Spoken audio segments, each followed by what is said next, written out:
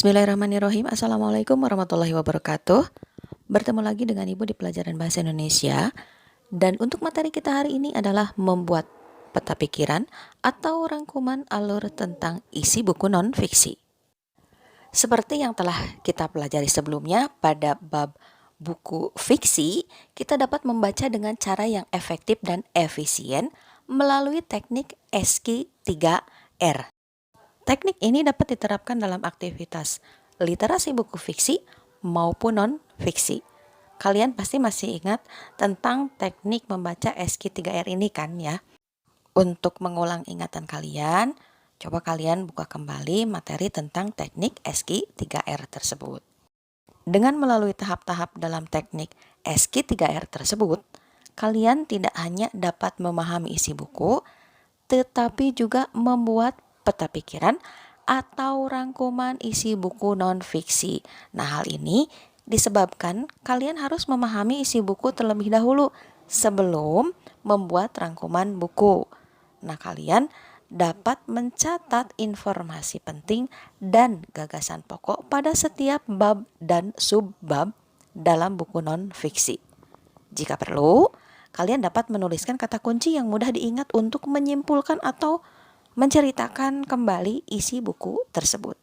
Selain dengan membuat peta pikiran atau mind mapping, memahami sebuah buku non-fiksi juga bisa dilakukan dengan cara merangkum atau disebut juga dengan meringkas. Nah, rangkuman atau ringkasan ini merupakan hasil menyaringkan semua gagasan pokok atau intisari sebuah tulisan atau buku menjadi bentuk yang ringkas dengan tetap mempertahankan urutan isi dan sudut pandang pengarang sesuai dengan teks aslinya. Kemampuan menyusun rangkuman sering dijadikan sebagai tolak ukur kemampuan seseorang dalam melakukan aktivitas literasi.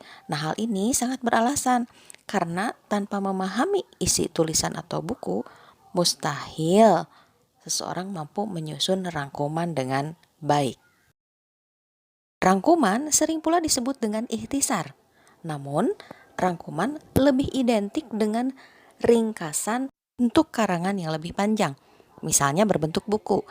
Gagasan utama yang tersebar dalam banyak bab atau beberapa buku disatukan ke dalam satu bentuk karangan yang ringkas. Adapun ikhtisar merupakan ringkasan untuk karangan-karangan yang singkat ini misalnya untuk 1 atau 2 bab saja. Nah, rangkuman atau ikhtisar besar sekali manfaatnya, yaitu sebagai sarana untuk membantu dalam mengingat isi sebuah buku atau suatu uraian yang begitu panjang. Nah, rangkuman ini memuat gagasan-gagasan umum yang mewakili setiap bagian dari bacaan aslinya. Dengan membaca rangkuman, kita seakan-akan memahami keseluruhan buku secara utuh. Oke, agar kalian mampu menyusun rangkuman buku non-fiksi dengan baik, perhatikan langkah-langkah berikut ini.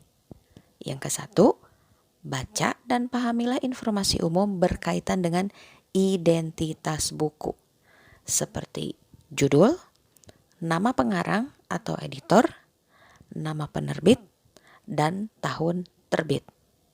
Jika berupa artikel, catatlah nama pengarang, nama media, dan tanggal terbitnya. 2. Baca dan pahamilah isi buku secara umum melalui daftar isi dan kata pengantar. 3. Perhatikan sistematika penulisan buku. Buku yang baik pada umumnya memiliki kerangka berpikir yang tersusun secara runtut dan sistematis yang dijabarkan lebih lanjut dalam bab dan subbab.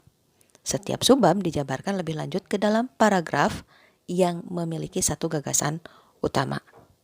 4.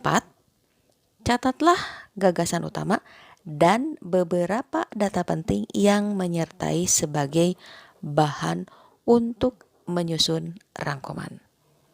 Terakhir, yang kelima, rangkailah dan kembangkan gagasan utama menjadi rangkuman isi buku dengan memperhatikan urutan-urutannya. Sebagai pengingat, berikut adalah skema rangkumannya yang dapat kalian gunakan. Jadi, ketika kalian sudah membaca sebuah buku non-fiksi, kalian bisa menguji keterbacaan kalian dalam memahami buku tersebut dengan cara membuat peta pikiran dan rangkuman alur tentang isi buku non-fiksi. Demikian untuk materi kita hari ini tentang membuat peta pikiran atau rangkuman alur tentang isi buku non-fiksi. Mudah-mudahan bermanfaat dan kalian bisa mempraktikannya dengan mudah. Mohon maaf jika ada kesalahan atau penjelasan ibu yang keliru. Tetap semangat untuk selalu membaca dan menulisnya. Terima kasih atas perhatian kalian. Assalamualaikum warahmatullahi wabarakatuh.